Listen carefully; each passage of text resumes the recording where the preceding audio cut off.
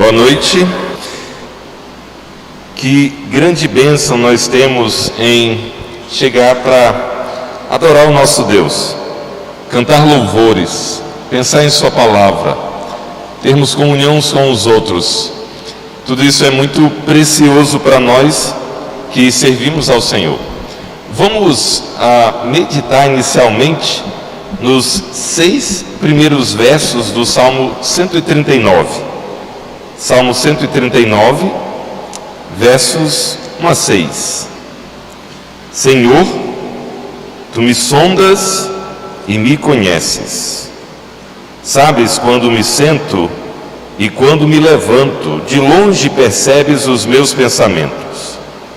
Sabes muito bem quando trabalho e quando descanso. Todos os meus caminhos são bem conhecidos por Ti.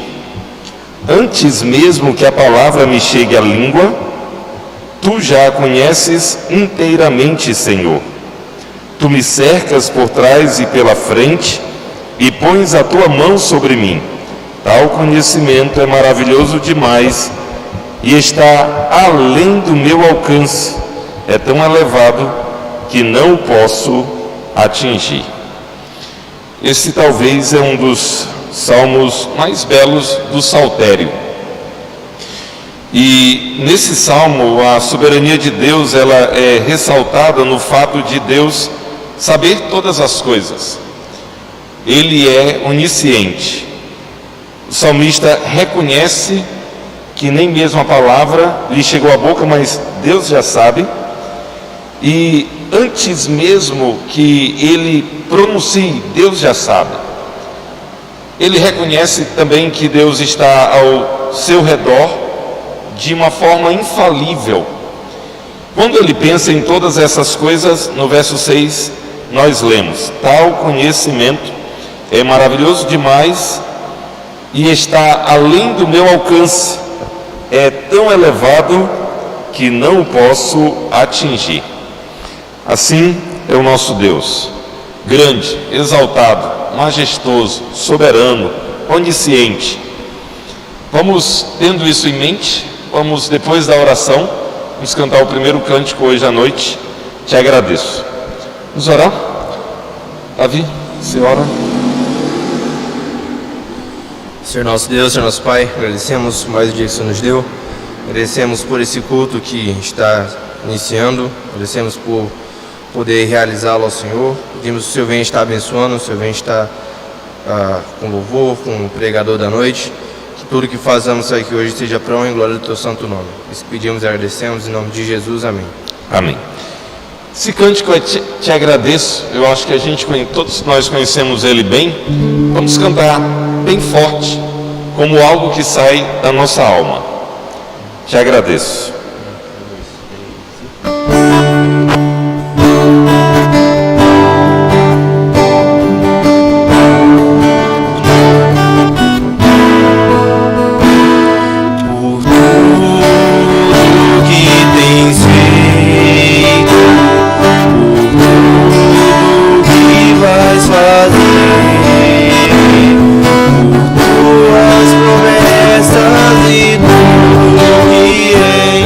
Eu quero te agradecer todo o meu ser.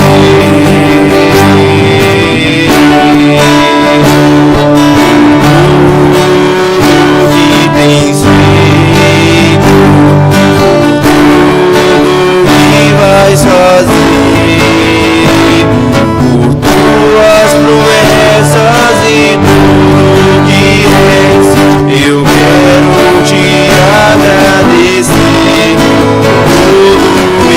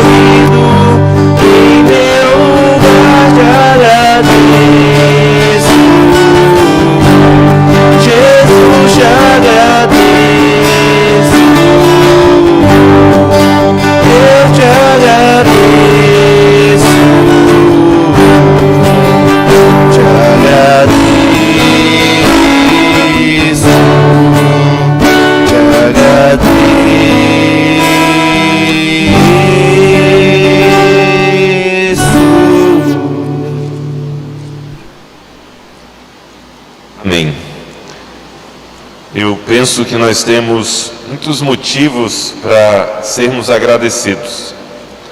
O primeiro desses motivos é porque pertencemos ao Senhor. Em meio de tribulações, como são os dias em que nós estamos, uma enfermidade desconhecida, os médicos em parte vencendo, em outra parte não, batalhas políticas, dias difíceis. Ainda assim, se passarmos daqui, estaremos com o Senhor. Se qualquer coisa acontecer conosco, estaremos com o Senhor. E se continuarmos aqui, estamos com o Senhor. Temos todos os motivos para sermos gratos, sempre gratos. Vamos cantar o hino Chuva de Bênçãos.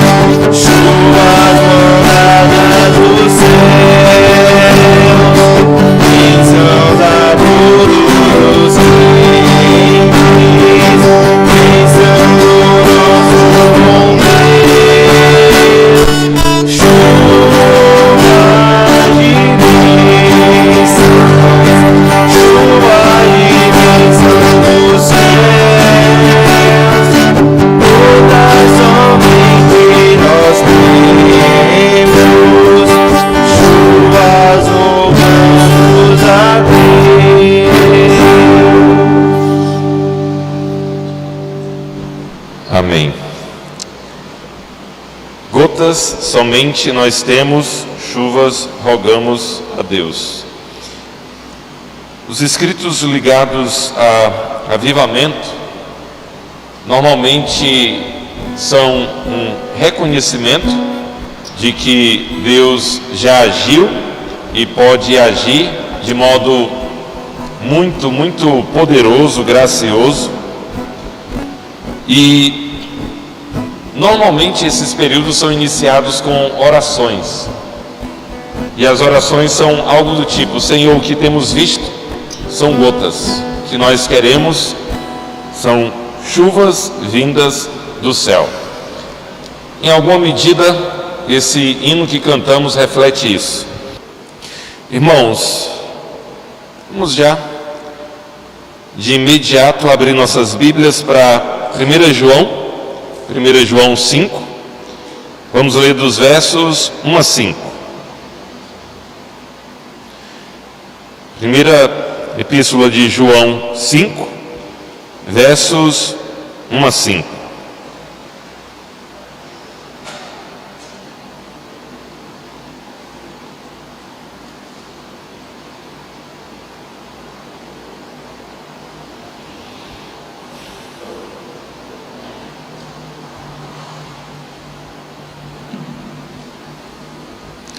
Primeira João 5, de 1 a 5, acho que já achamos, podemos então fazer a leitura.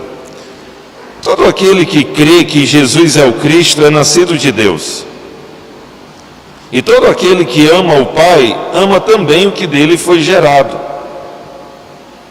Assim, sabemos que amamos os filhos de Deus, amando a Deus e obedecendo aos seus mandamentos. Porque nisto consiste o amor a Deus, em obedecer aos seus mandamentos. E os seus mandamentos não são pesados. O que é nascido de Deus vence o mundo, e esta é a vitória que vence o mundo, a nossa fé. Quem é que vence o mundo? Somente aquele que crê que Jesus é o Filho de Deus. Vamos orar, prosseguiremos com a exposição de hoje à noite. Senhor, damos muitas graças, Deus, pela bondade de nos conceder a bênção de estarmos reunidos adorando. Tu sabes, Senhor, o quanto isso é precioso, valioso, estimado por nós. Pedimos, Deus, que o Senhor encha o nosso coração de alegria, de temor e de um desejo constante de adorar-te. Queremos, Deus, colocar em tuas mãos a passagem bíblica que acabamos de ler. Pedimos graça, muita graça. Pedimos que o Senhor invada, Deus, nossas mentes, corações. Impede-me, Senhor, de falar qualquer coisa que não esteja de acordo com tua palavra, e dá para nós a bênção de sermos edificados enquanto te adoramos por meio de ouvir a palavra. Sim, Deus, essas coisas te damos graças e pedimos em nome de Cristo, a quem amamos. Amém. Queiram sentar, irmãos.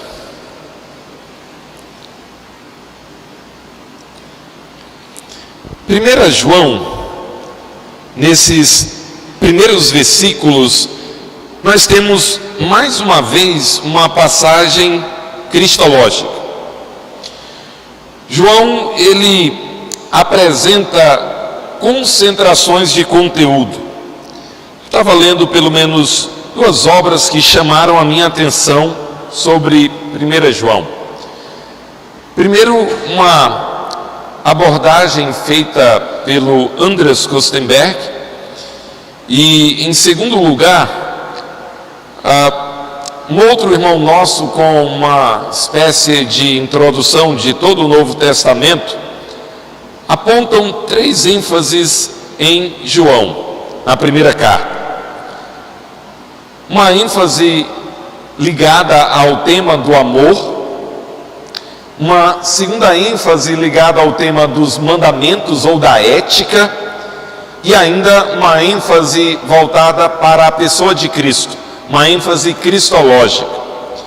De modo que João, ele tem uma espécie de ciclos dentro dessa carta, em que ele apresenta esses temas e volta, passa para o outro e para o outro e volta a repetir esses temas. E me parece que isso é muito convincente. Essas três ênfases, elas estão dentro de um tema maior: os testes da vida. Quem é um verdadeiro crente? Quem não é? Como distinguir um verdadeiro crente de alguém que não é um verdadeiro crente? Esse é um interesse especial de João. O tema da cristologia, é um desses temas que distingue, que abre a porta, que resolve questões. Então, João coloca: todo aquele que crê que Jesus é o Cristo é nascido de Deus, e todo aquele que ama o Pai ama também o que dele foi gerado. João começa com a expressão todo aquele. Todo aquele é um lembrete para nós que o cristianismo, ele não é uma religião de exclusivismos, de pessoas iniciadas. O cristianismo também nunca se prestou, nunca teve o intento de ser uma espécie de grupo secreto, de doutrina secreta, de algo reservado a uns poucos. Esse era um problema daqueles dias. Esse era um problema que era encontrado, percebido, especialmente entre os gnósticos, que tinham uma doutrina em que eles focavam um conhecimento elevado, e esse conhecimento elevado reservado apenas para alguns. Mas não.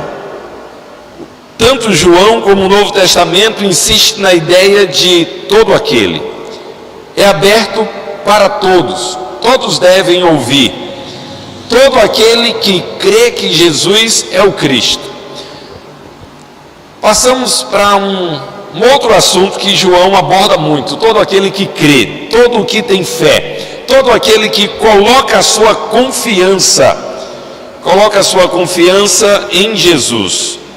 Todo aquele que crê que Jesus é o Cristo é nascido de Deus. João tem o interesse de que Jesus seja crido como ele é. Quem que Jesus era? Era muito importante que os leitores de João guardassem o fato, a verdade de que Jesus é o Cristo. Essa doutrina do Messias, ela estava muito bem registrada no Antigo Testamento. O profeta Isaías, por exemplo, desde Moisés já fala de um profeta que viria. Os profetas falaram acerca do Messias, e esse Messias seria um libertador para Israel. João também apresenta ele como um governante, como alguém que estaria exercendo domínio e governo sobre Israel. E especialmente Isaías, que é um daqueles profetas bem messiânicos, ele apresenta que esse Messias, ele sofreria.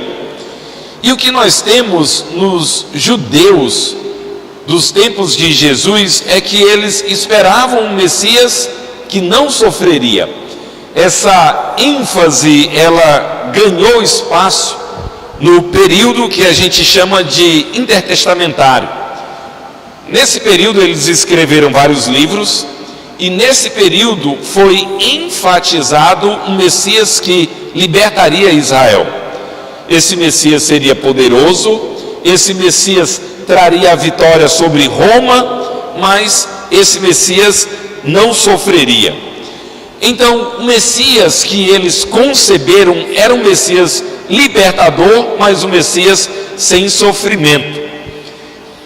João diz: todo aquele que crê que Jesus é o Cristo, todo aquele que crê que Jesus é o Messias, esse Messias que sofreu, esse Messias que venceu a morte, e esse Messias que voltará. Então, todo aquele que crê que Jesus é o Cristo.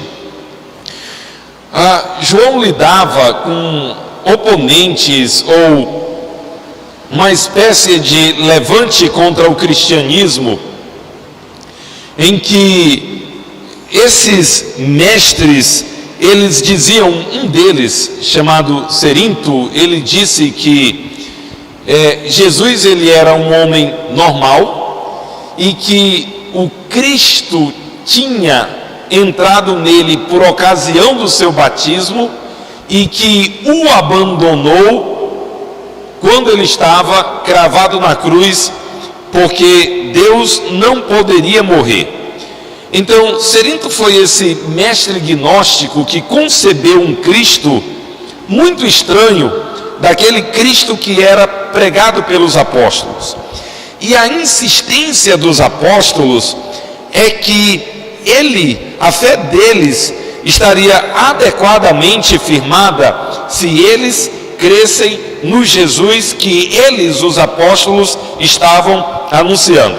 Todo aquele que crê que Jesus é o Cristo é nascido de Deus. No final dessa frase, é nascido de Deus, note, há um interesse de João em apresentar aqueles que são crentes de verdade e diferenciá-los dos que não são. Como assim? Os que são crentes de verdade são esses nascidos de Deus, que nasceram de novo. João tem um interesse muito grande nesse tema.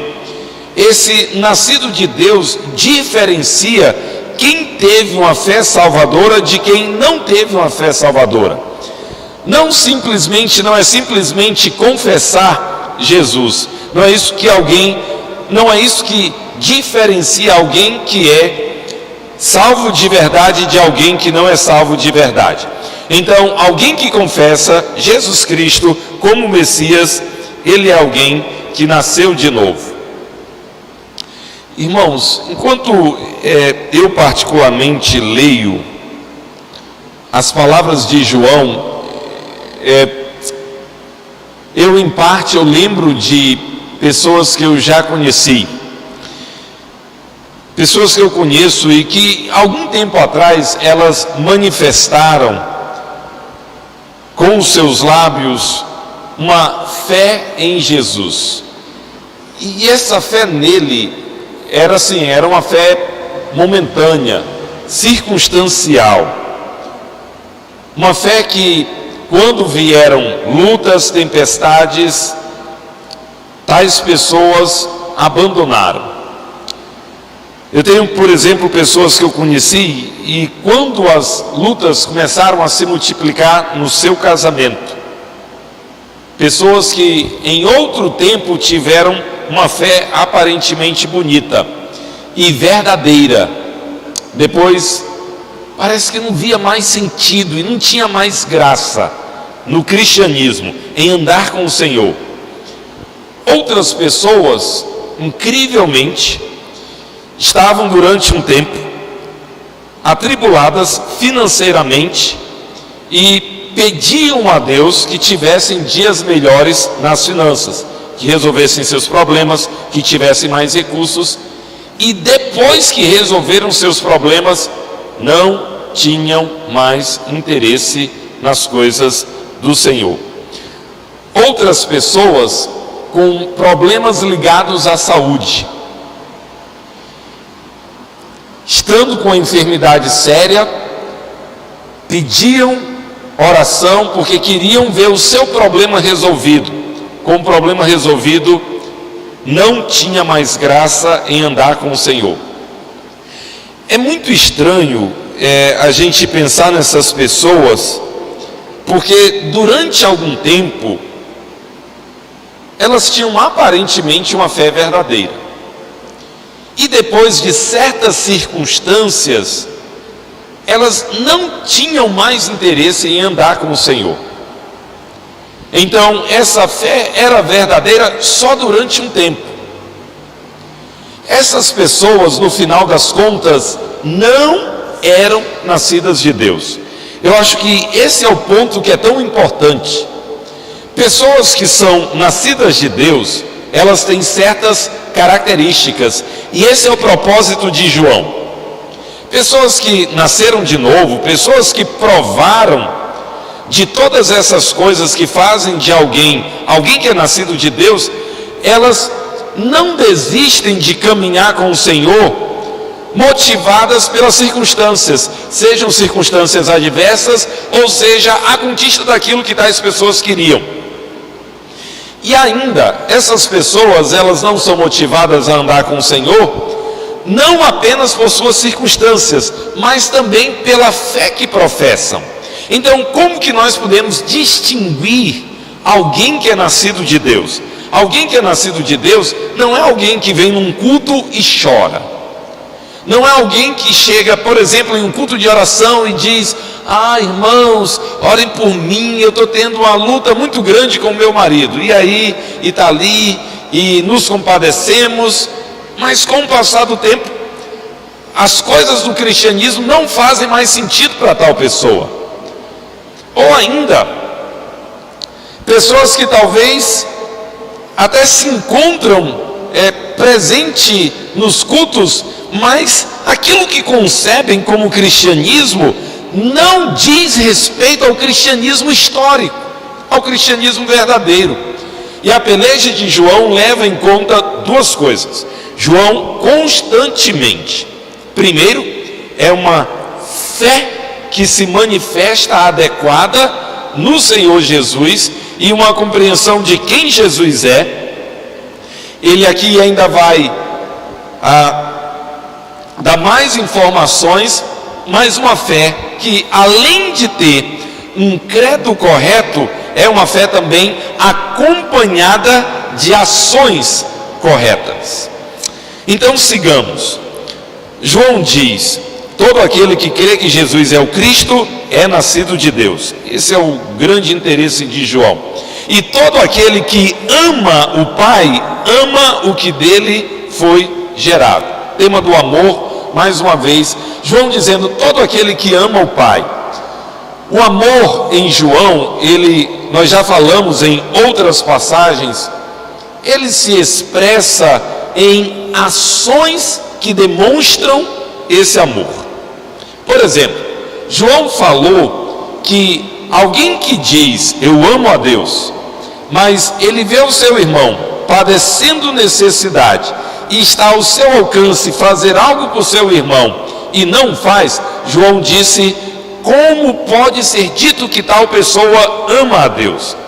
Então, o amor a Deus é mais do que frases bonitas, do que palavras bonitas. O amor a Deus, ele é visto em ações concretas pelo nosso irmão. João diz, ele diz: aquele que ama o Pai, ama também o que dele foi gerado.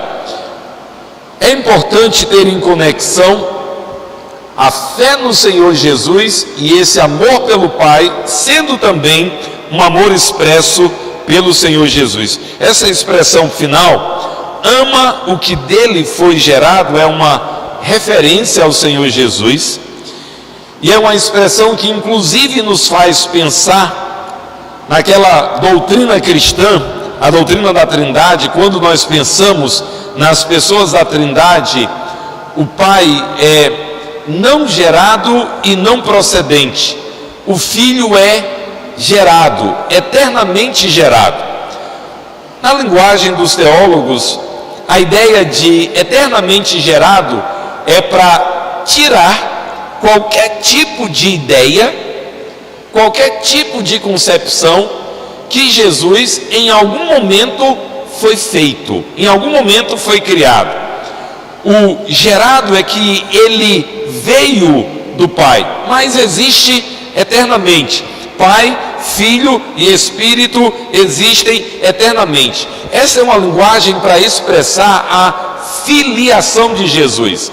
E na verdade, essa expressão indica que Jesus tem a mesma natureza que o Pai tem. Qual que é o intento de João em usar essa expressão, falar de Jesus como sendo gerado? Ele é o Filho de Deus e ele tem a mesma natureza que o Pai tem.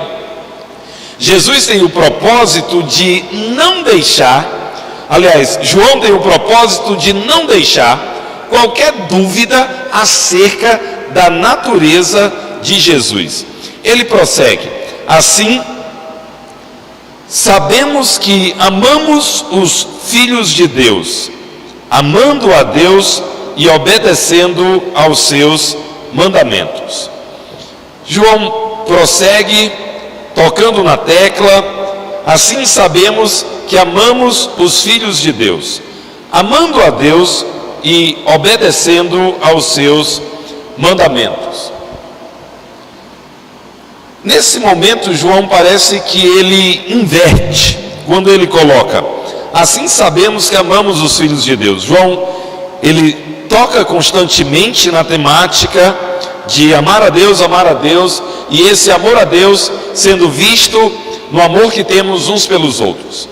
Daí ele insiste no amor pelos filhos de Deus. Sabemos que amamos os filhos de Deus, amando a Deus e obedecendo aos seus mandamentos. É do interesse de João tornar esse conceito do amor mais concreto. O conceito do amor, ele pode parecer para nós um conceito apenas poético e talvez algo que é mais ruim, além de somente poético, abstrato. Nós podemos dizer: eu amo a Deus, ou sim, eu amo a Deus. Como é bonito. Podemos dizer: eu amo a Deus. Como talvez é até louvável podermos dizer: eu amo a Deus. Mas como que isso se manifesta? João já insistiu: amando os irmãos. Aqui ele está dizendo: sabemos que amamos os irmãos, amando a Deus. E como é que sabemos que amamos a Deus? Aí João diz: obedecendo aos seus mandamentos. Aqui, irmãos, a ideia de obediência aos mandamentos tem duas coisas. Uma dessas coisas é que essa obediência aos mandamentos tem a ver com uma expressão da prática da palavra de Deus. É quando nós estamos vivenciando as Escrituras. Então isso é uma espécie de demonstração que nós estamos dando crédito ao que Deus diz na sua palavra. Agora, esse dar crédito, fazer aquilo que Deus diz na sua palavra, tem a ver com colocar a fé no Senhor e essa ser uma fé produtiva. Eu acho que esse não é o grande ponto da questão. Talvez o grande ponto da questão é a quais mandamentos João está se referindo. De que mandamentos João fala? Alguns intérpretes dizem: ora, os mandamentos da lei. Eu particularmente tenho muita dificuldade com essa interpretação. Como assim? Vários dos nossos irmãos interpretam a lei de forma tripartida: a lei moral, a lei sacrificial, e além de uma lei moral, uma lei sacrificial, a lei que tinha a ver com a vida civil de Israel. E a ideia é de que os mandamentos da lei moral, eles permanecem. Um problema que tem insistentemente sido percebido é que quando o Novo Testamento se refere à lei, nunca fala de lei tripartida. Nunca. Onde que o Novo Testamento fala da lei e diz: olha, essa parte da lei? O Novo Testamento fala da lei como uma unidade. Sempre é a lei. Então, a tentativa de dizer que isso se refere ao Antigo Testamento, para mim, é uma tentativa bem equivocada. Então, quais são os mandamentos? Nós, quando estamos lendo todo o Novo Testamento, nós entendemos que o Novo Testamento e o próprio Senhor Jesus nos deixou vários mandamentos. Como assim? Leia, por exemplo, o Sermão do Monte. Nós temos os mandamentos de Cristo. Ouvistes o que foi dito, eu, porém, vos digo. ouvistes o que foi dito, eu, porém, vos digo. E nós percebemos que o Novo Testamento ele tem o seu código moral. Jesus disse: ame o seu próximo como a si mesmo. E ele está repetindo partes do Antigo Testamento. Mas nós encontramos essas palavras nos lábios de Jesus. E nós encontramos esses mandamentos que vêm do próprio Senhor Jesus. E na verdade nós encontramos uma elevação ética quando nós olhamos para o Antigo Testamento e o Novo Testamento. Nós olhamos Jesus dizendo: faça ao seu próximo aquilo que você quer que seja feito com você mesmo. Não faça ao seu próximo aquilo que você não quer que seja feito com você mesmo. Então nós encontramos o Novo Testamento usando a expressão lei áurea ou lei perfeita. Há um conjunto de expressões no Novo Testamento em que nós encontramos essa ideia de mandamentos. Se pensamos então que João está orientando a obediência de mandamentos, e se pensamos na prática de mandamentos, de ordens, de imperativos, é bem interessante pensar nesses imperativos do Novo Testamento, aquilo que Jesus disse. Para mim, irmãos, é muito estranho quando pensamos em um código moral para os cristãos e repetidamente esse código moral é os 10 mandamentos da lei de Moisés. Como falar da ética cristã? E sempre há uma referência à lei de Moisés. Me parece muito mais substancial, me parece muito mais apropriado pensarmos no Sermão do Monte como o código moral do cristão, em vez de estarmos voltando ao Antigo Testamento e fazendo uma exposição dos 10 mandamentos. Talvez se pensarmos nos 10 mandamentos como uma espécie de síntese, talvez desse modo, mas é estranho que como cristãos tenhamos recebido a nova aliança e fiquemos pautados numa ética que é remetida de maneira estranha ao Antigo Testamento. Então João pega e nos diz: amando a Deus e obedecendo aos seus mandamentos, porque nisto consiste o amor a Deus, em obedecer aos seus mandamentos. João então nos diz que o amor a Deus, ele não é algo simplesmente abstrato, ele se concretiza, ele é visto na obediência. É mais do que simplesmente dizer eu te amo.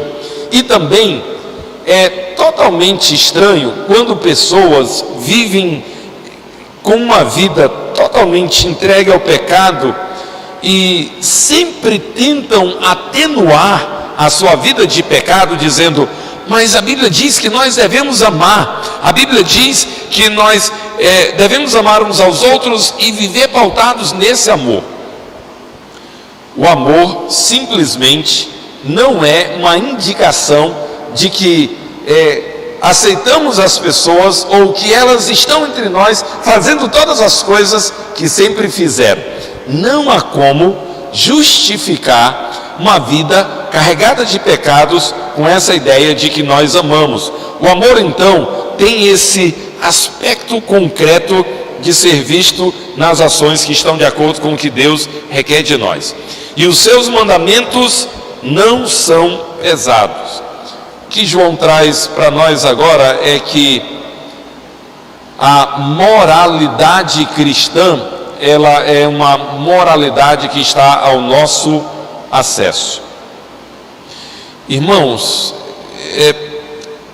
uma das coisas que caracterizava o contexto de João e o mundo judaico é que eles conceberam uma caminhada com Deus legalista, criando mandamentos, inventando mandamentos, criando normas para isso e para aquilo. Eles tinham, por exemplo, um conjunto de mandamentos para o sábado. No sábado não pode fazer isso, no sábado não pode fazer isso. Por que eles rejeitam Jesus quando Jesus diz que Jesus diz que aquele homem tinha sido curado, ele tinha que pegar a sua maca e ir para casa? Um dos mandamentos é que um homem não poderia carregar uma maca no sábado. Um outro mandamento, um homem não podia cuspir no solo no sábado. Quando Jesus curou aquele homem cuspindo,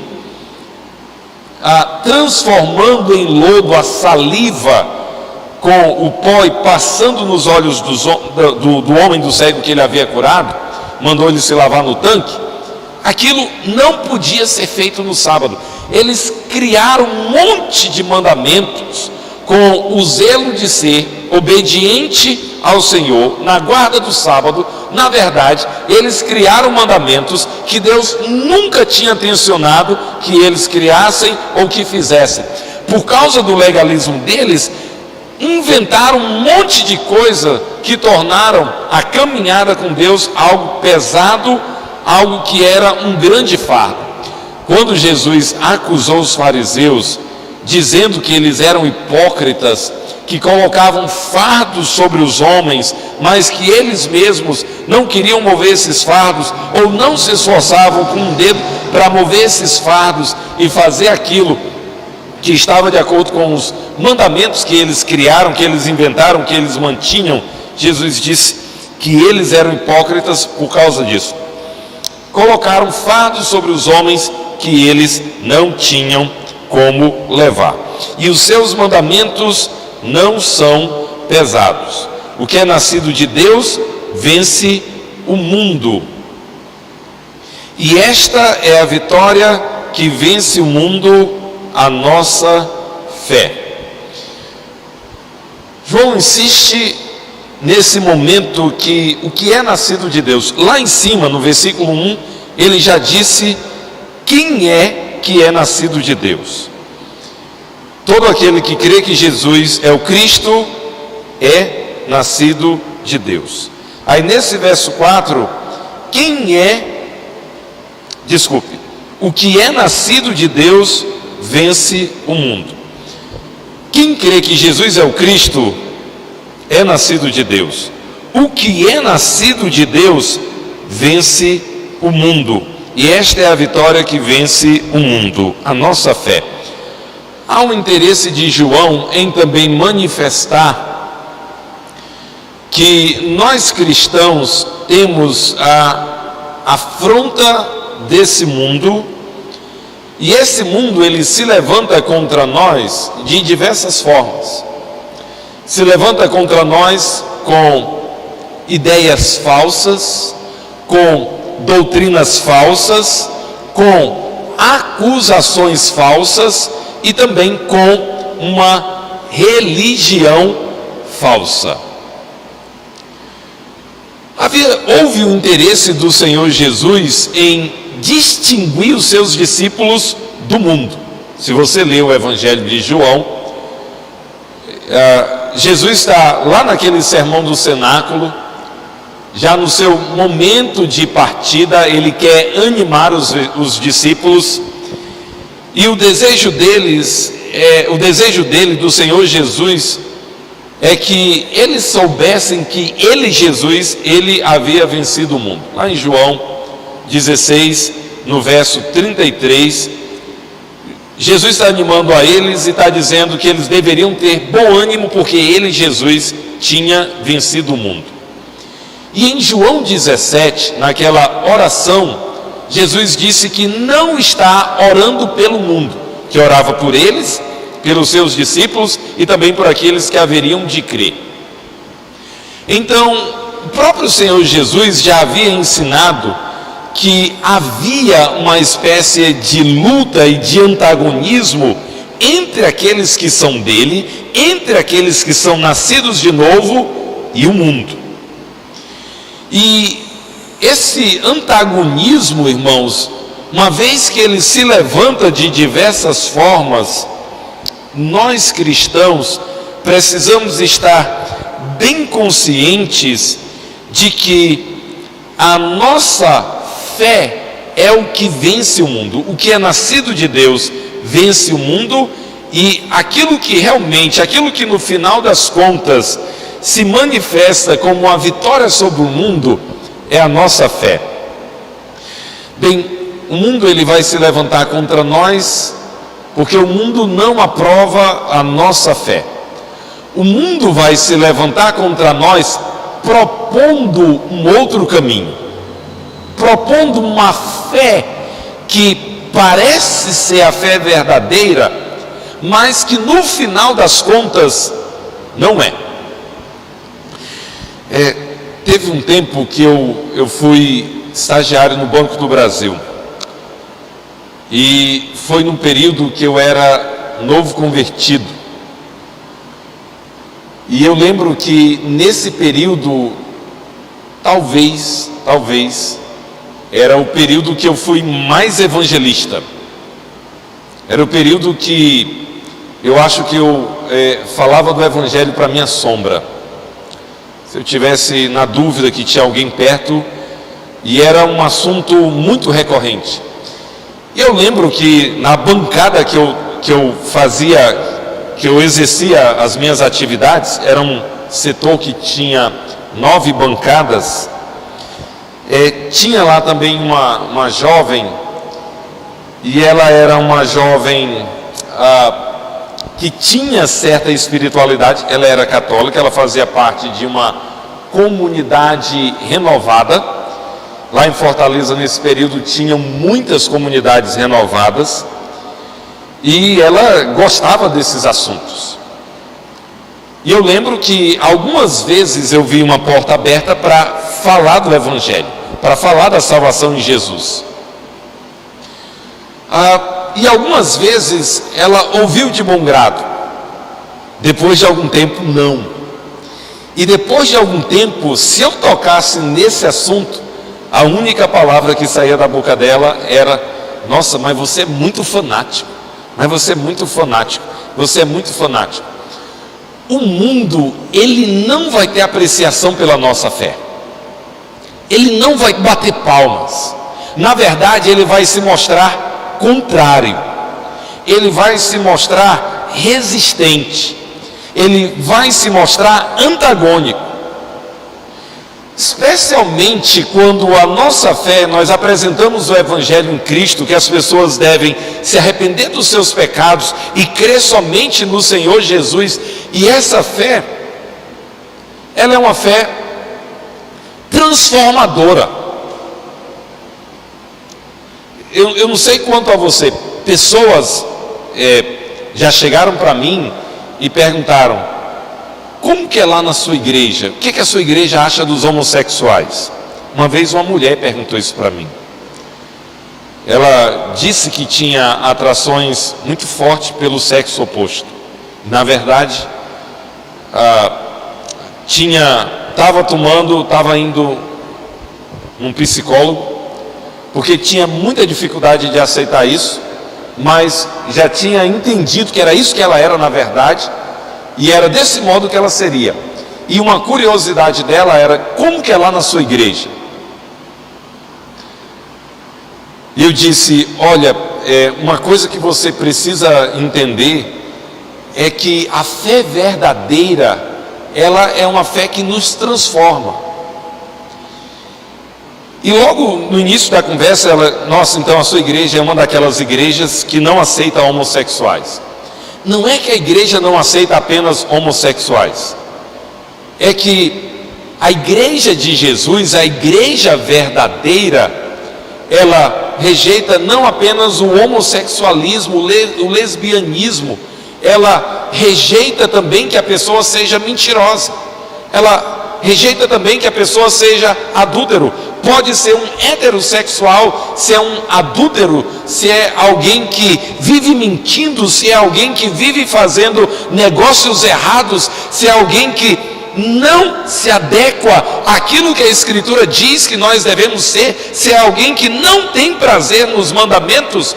Como dizer que tal pessoa tem uma fé verdadeira? Não, mas é assim que eu sou. as pessoas devem me aceitar. Como? O Senhor diz que nós devemos exatamente abandonar a mentira, abandonar a imoralidade, abandonar a falsidade, abandonar o engano. A fé verdadeira deve nos mudar.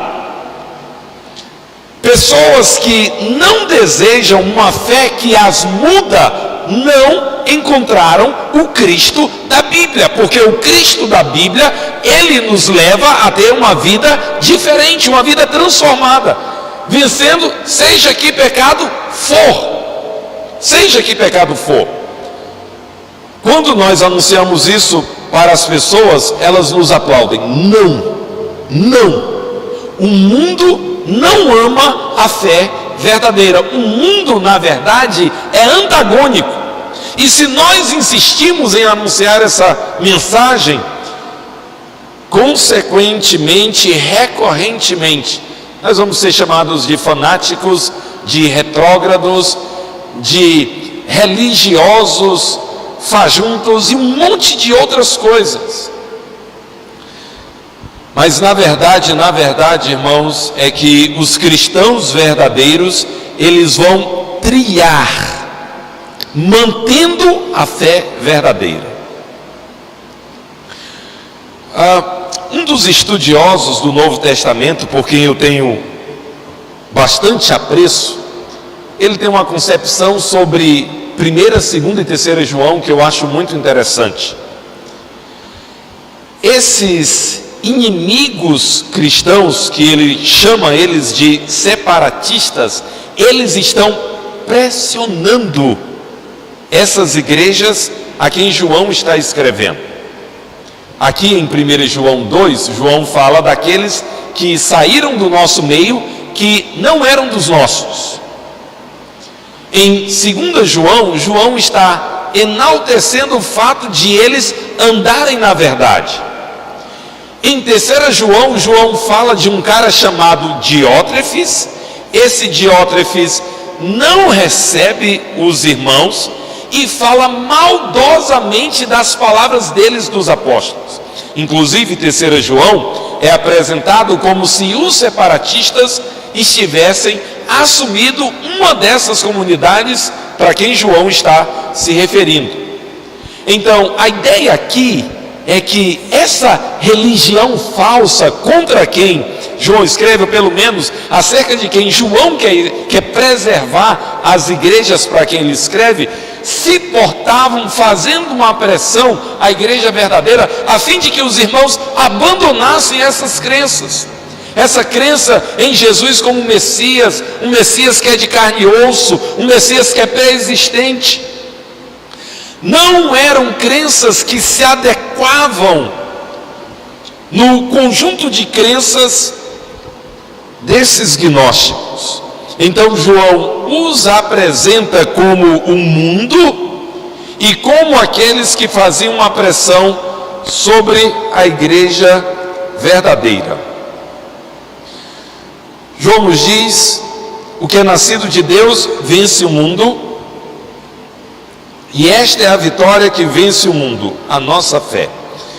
Então, já entendemos que João quer distinguir os que são nascidos de Deus, e também já entendemos que a vitória sobre o mundo é uma fé verdadeira e uma fé que se mantém em meio às pressões.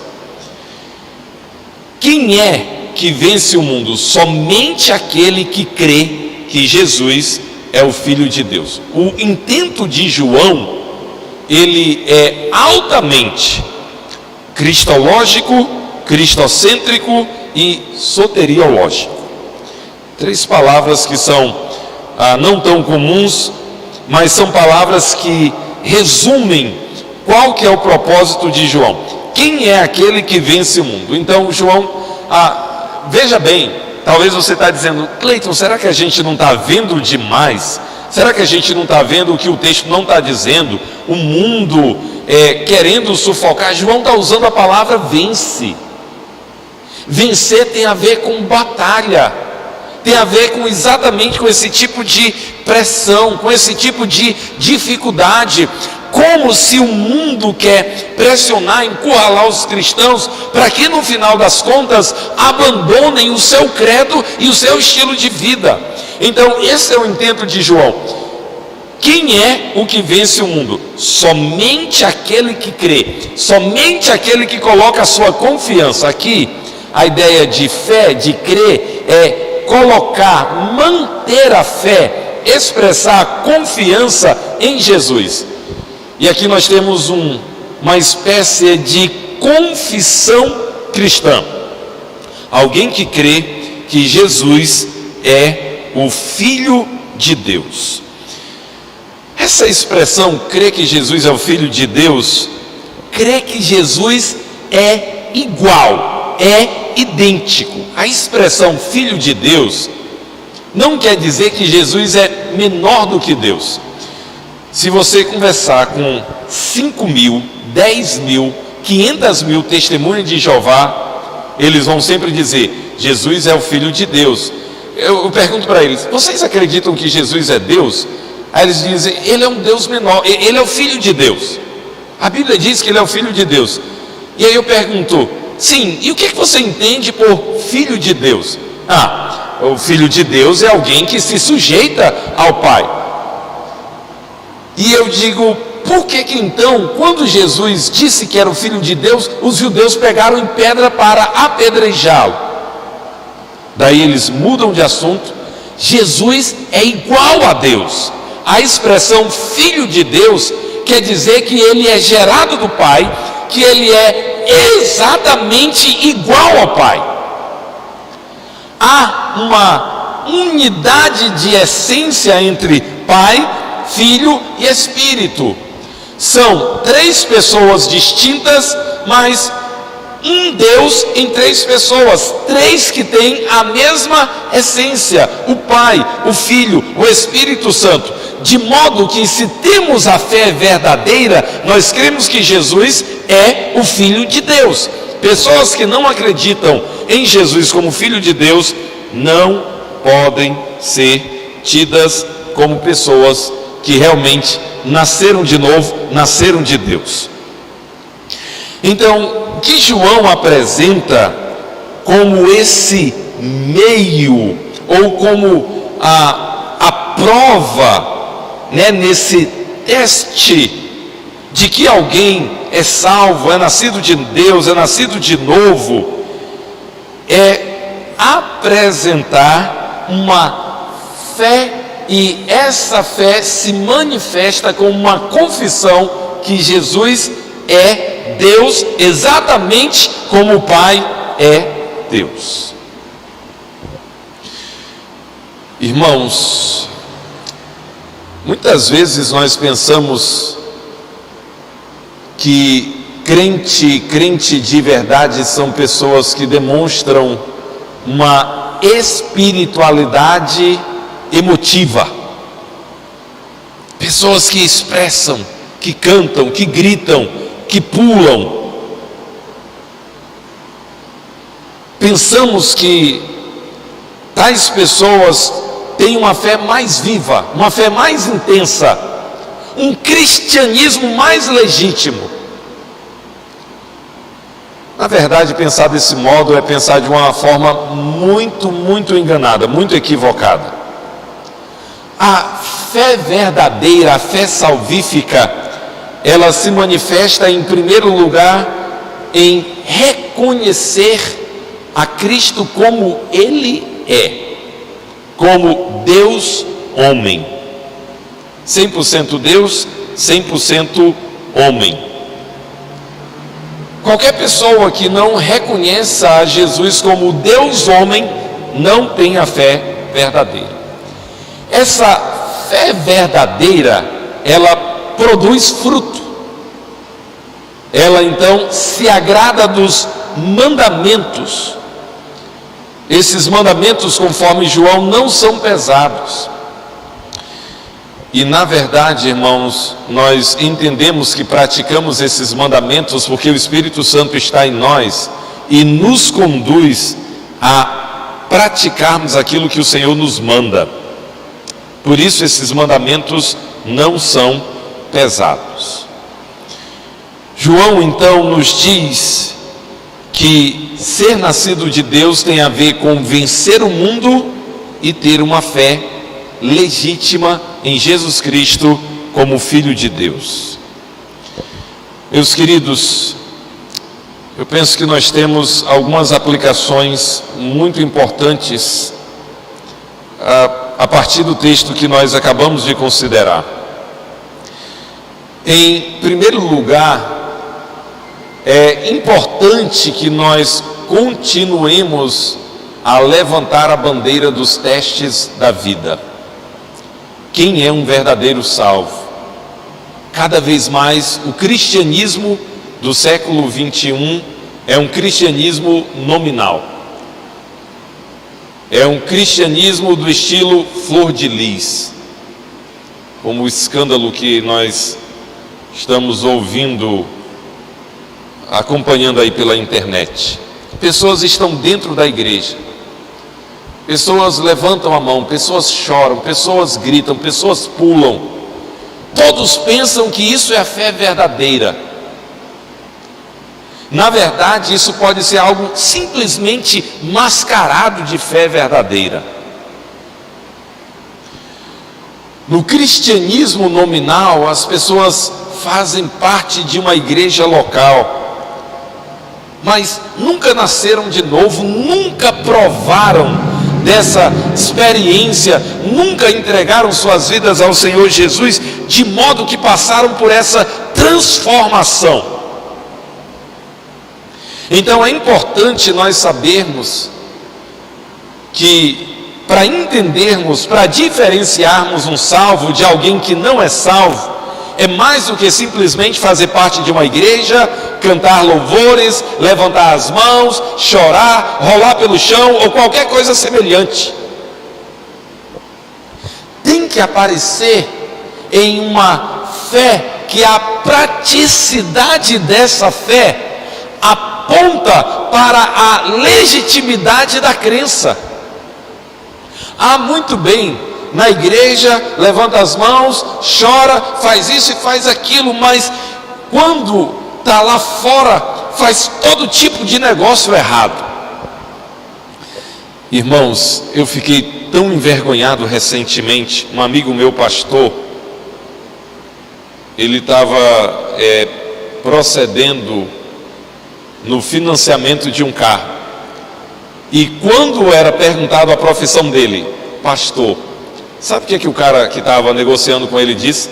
Se você disser que você é pastor, o banco não vai aprovar. Por quê? Porque o banco tem preconceito contra pastores? Não, porque um monte de pastor já deu calote. Meu Deus, que vergonha! Que vergonha! São tão espirituais dentro da igreja, choram, pulam, rolam pelo chão, fazem isso e fazem aquilo, gritam isso e aquilo, mas não conseguem cumprir um compromisso financeiro que assumem, de modo a você ouvir de pessoas do comércio: nossa, que raça, que é ruim de pagar essa raça de crente, que vergonha! Deveríamos corar de vergonha e mudar, ter todo um esforço para mudar. Nós deveríamos ser, pela nossa conduta, as pessoas mais recomendáveis onde quer que estivéssemos.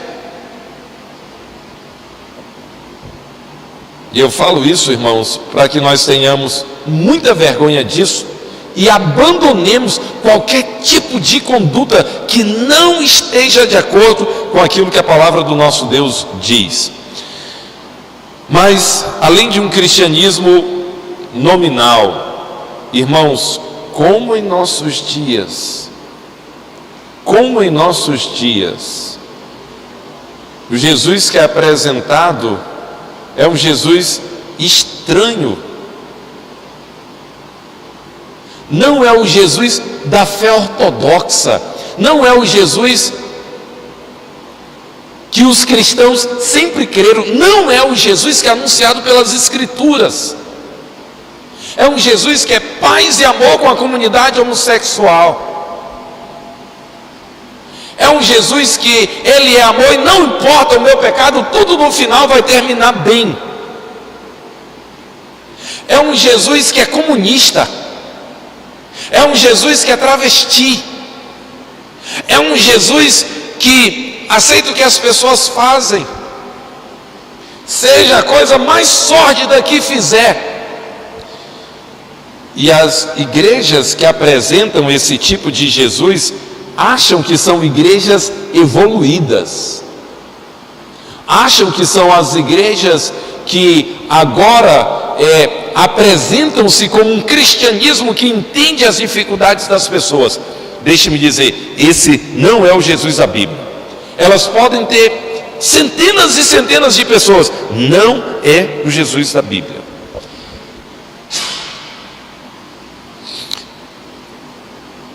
O Jesus da Bíblia não tem nenhum tipo de compromisso com aceitar pessoas que amam os seus pecados, querem apaziguar a sua consciência por causa dos seus pecados, querem se sentir aceitas e procuram um Jesus que não vê problema nos seus pecados. Irmãos, eu não estou dizendo que as pessoas não tenham muita dificuldade e não queiram relacionamento com Deus, mas em vez de se arrependerem dos seus pecados, estão procurando igrejas que mudaram o credo, agora apresentam um credo que se amolde, se conforme ao Deus que as pessoas querem, mantendo os seus pecados. Querem apaziguar suas consciências e manter-se na prática do pecado. Cada vez mais eu tenho encontrado pessoas que desejam isso, querem continuar nos seus pecados e querem uma igreja que as aceitem exatamente como elas são. Elas ouviram, foram confrontadas, não querem abandonar os seus pecados, não querem. A notícia que nós temos para essas pessoas é muito triste. Você pode estar dentro de uma igreja que se conforma, que diz que está tudo bem. Não está tudo bem. Vai chegar o dia em que cada uma dessas pessoas, não apenas homossexuais, heterossexuais, que vivem adulterando, se prostituindo,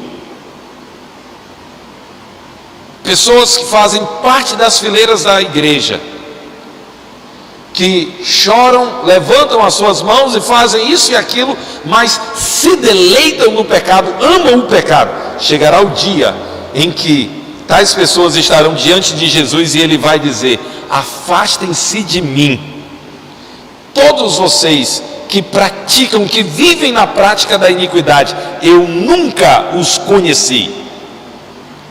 Hoje é fácil, está se tornando mais fácil encontrar uma igreja que aceita, que recebe tais pessoas.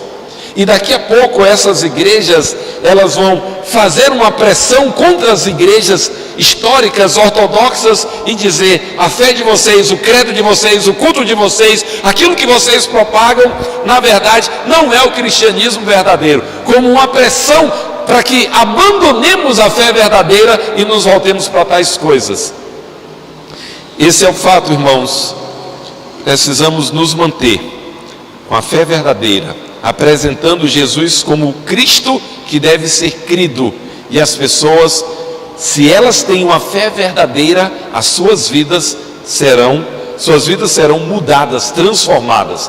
Tem que haver abandono do pecado. Se não houver, não é evangelho verdadeiro, não é a fé verdadeira. É alguma outra coisa, é religião, é um apaziguar da consciência, é qualquer outra coisa, menos o evangelho, menos a fé verdadeira. Que o Senhor nos dê a graça de nos mantermos naquilo que é a verdade, propagando o evangelho, ainda que sejamos chamados disso ou daquilo, de fanáticos, de qualquer outra coisa, de retrógrados, de qualquer outra coisa.